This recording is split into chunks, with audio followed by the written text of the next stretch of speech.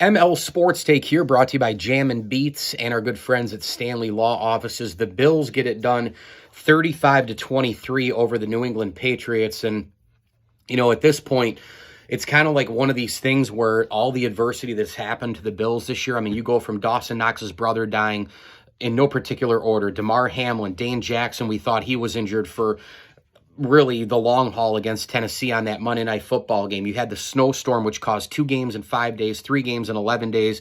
You had the second snowstorm that, killed north of 40 people. Terrible, government preparation for that one. I don't know how that even happens. Then you look at this, the recent stretch here, John Murphy's stroke, and obviously this entire week, once we figured out Damar Hamlin was going to be okay, they're rallying for him and all that sort of thing. So the emotions and the craziness, Damar Hamlin to John Murphy to Dawson Knox's brother to all the weather and all the things in between, Micah Hyde out for the year, Von Miller out for the year, how much does this team have to face? Well, now it turns out that they didn't play against the Bengals, so they're going to get the 2 seed. Had they beaten the Bengals and played that game, obviously, they would get the tiebreaker over the Kansas City Chiefs. But does this team really care right now? I mean, they probably don't. I mean, the adversity that they've faced all year, it's just par for the course. They've just been doing this all year, every single week. And when you get into a rhythm like that, well, sometimes you persevere, and the Bills persevered today. This game obviously started in electric fashion. You can't make this stuff up. I mean, from the week that we were hoping from Damar Hamlin getting better early in the week, it goes right into Sunday, decide to play the game, and the first play, the first thing that happens, the kickoff, Nyheim Hines returns it for 96 yards. He runs up to the middle, and then he just darts out, and he just finds the edge, and nobody can get him. I thought the Patriots answered pretty nicely there with the, with the drive after that. I mean, 74 yards over 9 plays, 444, pretty nice there. Dawson Knox, though, again, from Josh Allen, the Bills, when they need that drive at any time during the game, they've been able to kind of get it this year, a 13-play drive over 75 yards and 630. And then you had the Devontae Parker touchdown catch, so you go into the half tied. The Bills maybe left a lot out there, certainly. I thought the defense was really shaky today from start to finish, despite 3 interceptions from Trey White, Matt Milano, and Tremaine Edmonds. You go into the third quarter, New England takes the lead. You're kind of getting a little worried. You're like, oh my goodness, the Bills blew some opportunities here. Boom, Nyheim Hines takes it back again, 21-17, 101-yard kickoff return. Then the Bills get the ball. They go 7 plays for 81 over 302, just dinking and dunking and throwing. And the next thing you know, John Brown, if you watch that route, he kind of runs into a couple guys, and then he kind of turns and spins around, and you saw Allen, the finger was up. Hey, I'm going up to you. And as he was doing that with the ball in his right hand, Brown took off, great speed, and Allen just teardropped it over that right edge.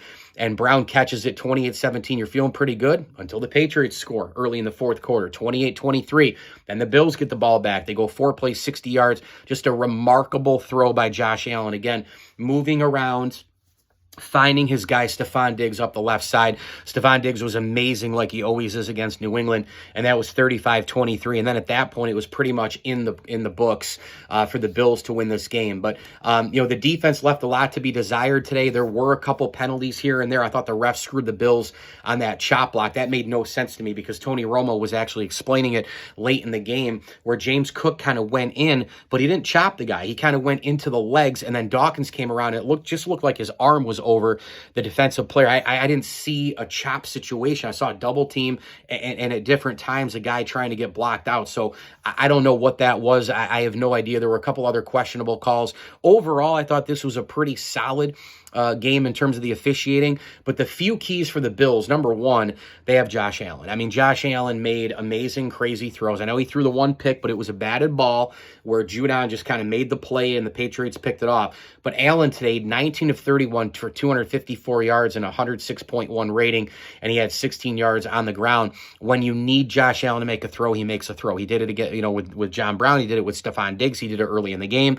That's what he did. The Bills defense came to play against the run game of the New England Patriots. Today, for some reason or another, it was the pass game that killed the Bills defense. Mac Jones was finding holes, and then that kind of opened up a little bit of run game, and then once they concentrate on the run game, it goes back to the play action. When New England can run play action, and they can win short fields, create turnovers, and do their thing. New England can win football games. In this particular game, it's hard for that roster to keep up with the Bills roster eventually, on both sides of the football. New England did it for quite a while, but then once the Bills got up double digits, again, you got to kind of really come back there. It's like double bogey in the first 2 or 3 holes on a golf course.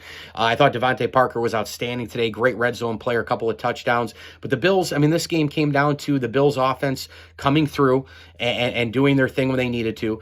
The defense played probably a C to D game. The special teams made up for it with 2 returns from Nyheim Hines. And you know what? Like the Bills offense, they showed some things under the Ken Dorsey, protocol here, right? Like Diggs, Brown, Davis, like everybody kind of shared the wealth. Khalil Shakir had a big time catch. So great stuff there. The Bills, they did have 2 fumbles. Both were lost. We'll see what happens here with, everything moving forward. But it looked like, other than Spencer Brown, that the Bills got out of this thing pretty healthy. And now you've got, basically not even a couple weeks to rest because you're the 2 seed. You got to turn right around and play next week. Looking like here the Dolphins, right? I think the 2-7 matchup. And Poyer had a great day. Milano was all over the place. Edmonds was all over the place. Taron Johnson had a slow start. I thought he caught fire late in the game. Greg Rousseau was awesome today.